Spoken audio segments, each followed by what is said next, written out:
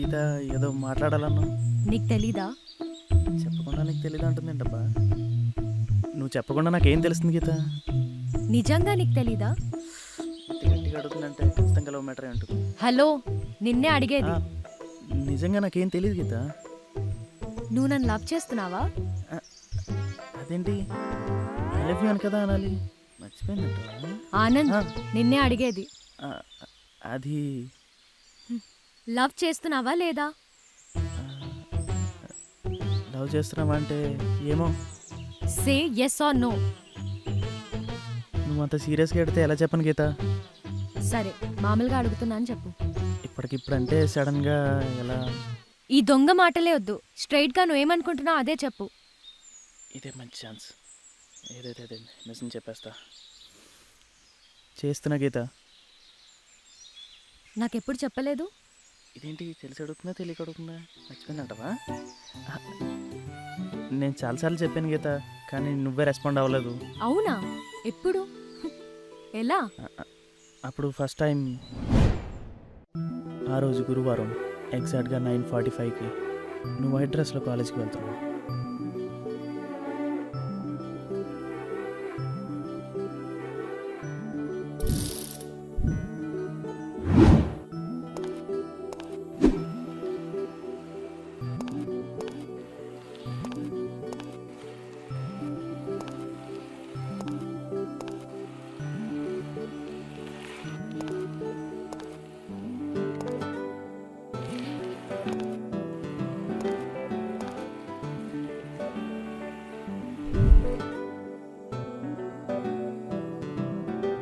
ఓయ్, అలా ఆ రోజు నీకు ధైర్యంగా చెప్పాలంటే భయం వేసింది గీత, అందుకే అలా చెప్పాల్సి వచ్చింది.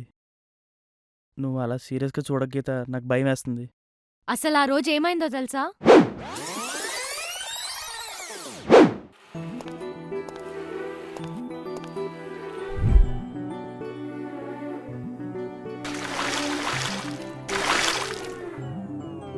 ఓయ్, ఓ, ఆ రోజు అలా జరిగిందా?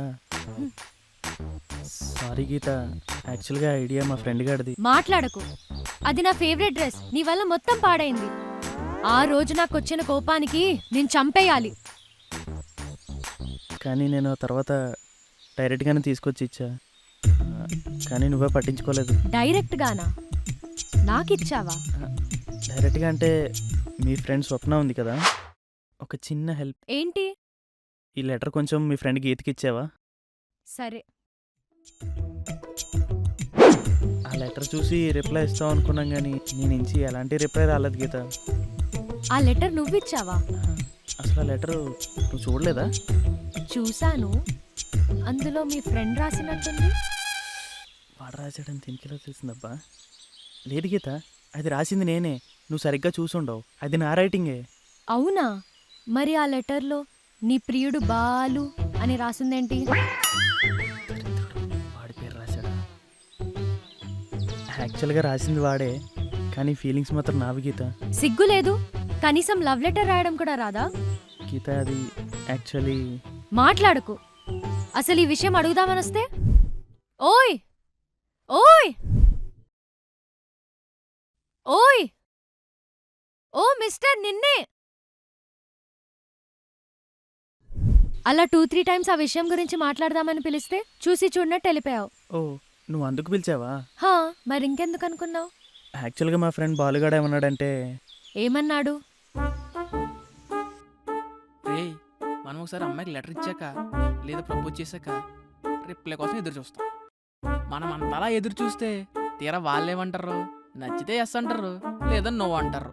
అలా నో అనిపించుకోకుండా ఉండాలి అంటే వాళ్ళకి ప్రపోజ్ చేసిన తర్వాత కొన్నాళ్ళు అవాయిడ్ చేయాలి. అంటే మన కోసం ఆలోచించేలా చేయాలి. అవునా? ఎస్, అంటే వాళ్ళు మన దగ్గరకు వచ్చినా కానీ పట్టించుకోనట్టుగా బిహేవ్ చేయాలి. అప్పుడే మన మీద ఉన్న నెగిటివ్ ఫీలింగ్స్ కాస్త పాజిటివ్ ఫీలింగ్స్గా మారుతాయి. అందుకనే అలా చేశాను గీత. ఓహో, ఐడియాస్ వాడివి, లవ్ నీదా?